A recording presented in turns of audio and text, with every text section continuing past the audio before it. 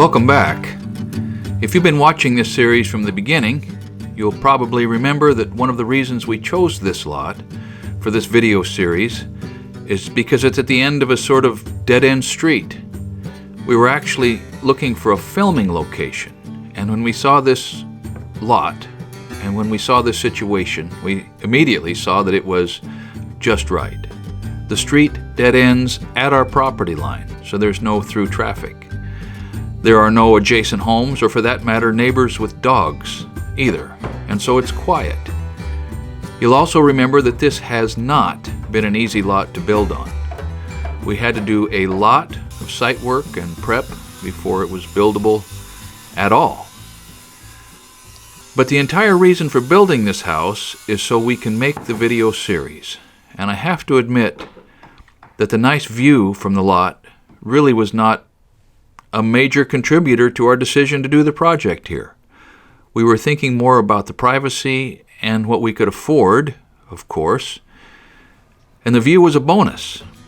Looking at it now, though, the view is probably the most valuable feature for both the house and the videos. And the higher up in the air we get, the more obvious this becomes.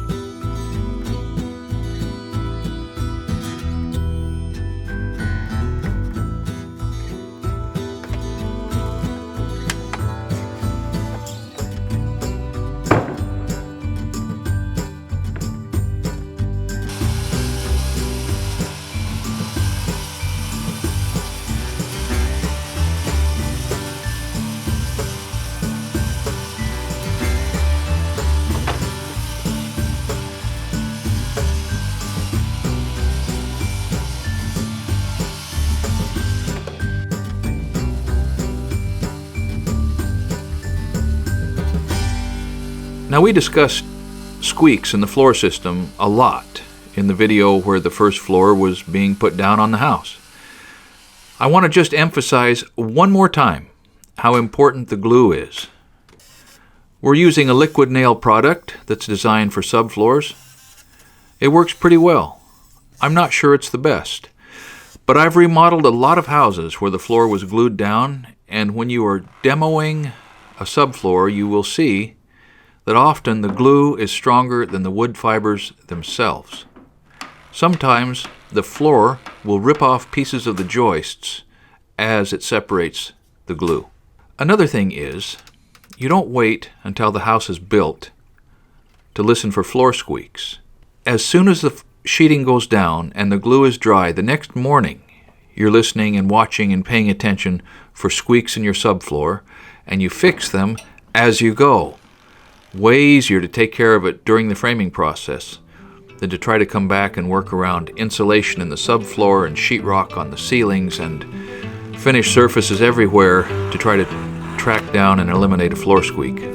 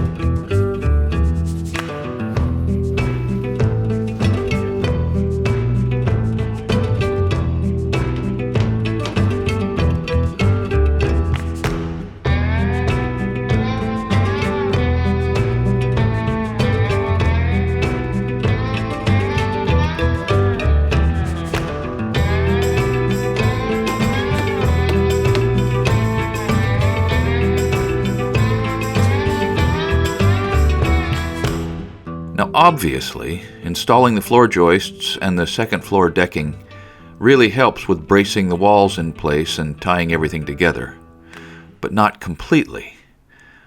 What really locks everything in place is the shear paneling, the half-inch thick sheets of OSB that are nailed to the outside walls. You can see that I'm leaving all of the braces that we put up when we plumb and lined the walls in place, because they are the ones that are holding the walls square, plumb, and true until after the shear panels are securely in their place. Only then will we take the braces off. And by the way, it is not a bad idea to put a level on your walls from time to time just to make sure that nothing has changed. Things can get pried or pushed or knocked out of plumb during the process of joisting and decking. Now, I'm pretty sure that I mentioned this in a previous video, but I'm going to do it again. These shear panels are getting nailed off in a very specific pattern, a pattern that changes from place to place on the exterior of the building. On the edges of these sheets, some are nailed every 6 inches apart, some every 4 inches apart, and at the brace panels at each side of the garage door, they're even nailed on a 2-inch spacing. All of this is specified by the engineer and will be inspected by the county. Nailing off these walls, shear nailing, is a great job for a helper or someone new to framing because they get to put in a lot of nails, you don't have to supervise them closely, and they get a really good feel for how a nail gun works. I've been using Hitachi framing nail guns for as long as they were available. I think I've probably used every iteration they've put out, and I'm a fan. For a job like nailing off shear paneling, they are a massive, massive labor-saving device.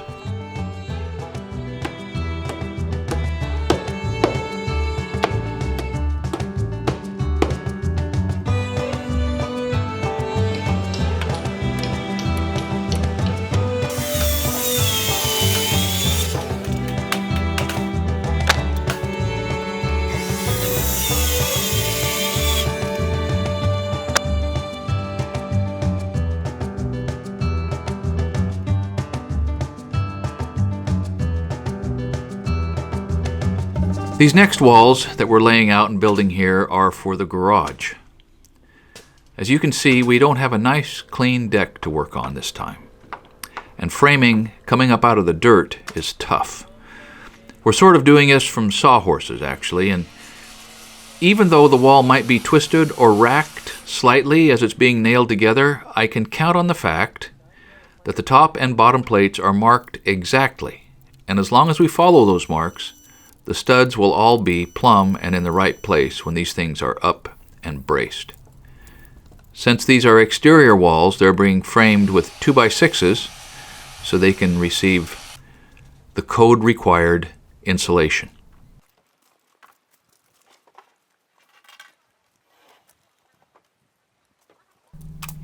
One interesting thing to point out here, now that you can visualize that we're standing in the garage, is that the wall separating the garage and the house gets the same sheeting treatment, shear wall treatment, as an exterior wall, even though it is technically an interior wall. This is for the shear strength that is required in this direction at this end of the house. As a bonus, it adds fire separation between the garage and the house, which is something we will talk about later on in our series. Now, the obvious downside of building these walls off of a sawhorse is that it's harder to get the edges of the members flush, meaning in a plane. But if something isn't perfect and you discover it later, you can usually move it around a bit with a hammer. But I've got to say, having another set of hands at a moment like this is really helpful also. What you are watching Nate and I do here is worth pointing out. And if you pay attention, you will see this sort of move repeated from time to time throughout the framing of the project. In this case, Nate is doing the work that a nice, smooth floor would be doing if we were working on one, holding the edges of the boards flush as I nail them together. Often, a similar thing is done when nailing on a crown plate on the top of a wall, and it has a bow in it. A helper at the end of the plate can use the leverage of the board itself to flush up the edges of the plates as you go.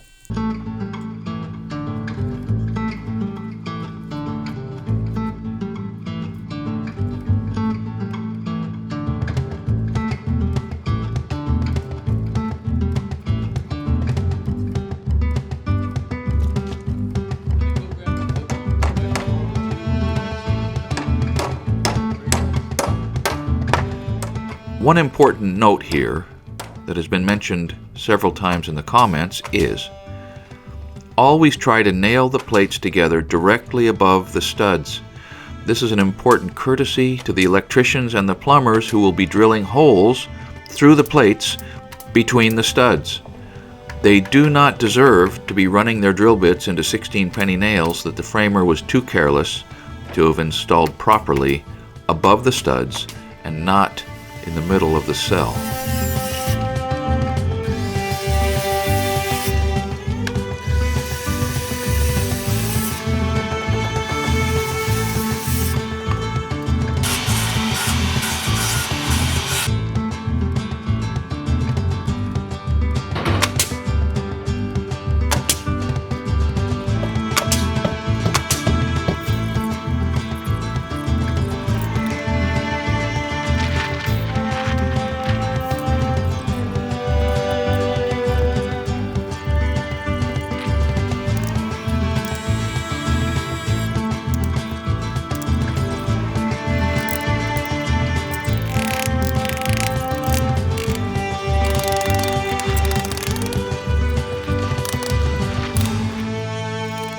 Like I've mentioned already, there are plenty of redundant moves and processes in framing.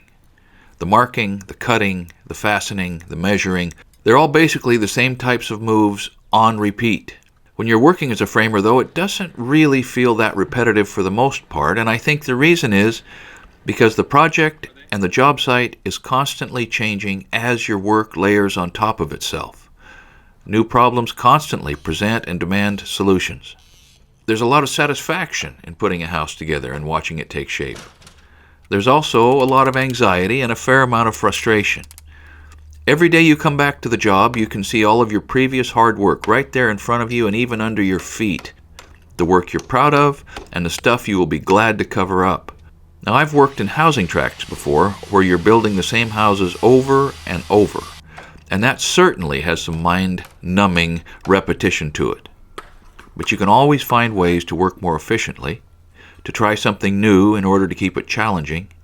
When you get deep into a house like this, it really takes over your whole mind. There's a lot of brain power that gets expended in the decisions around building when you are the one responsible for making those decisions. You basically build the whole thing dozens of times in your mind before you even start building it with your hands and your tools.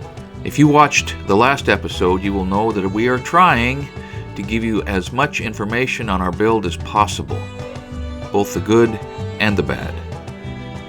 If you're new to Essential Craftsman, I hope you will click back through our video library and take a look at some of our older content. We have tool reviews, specific tool-related tips and training, a good amount of blacksmithing, and all sorts of other odds and ends. Thanks for watching, and keep up the good work.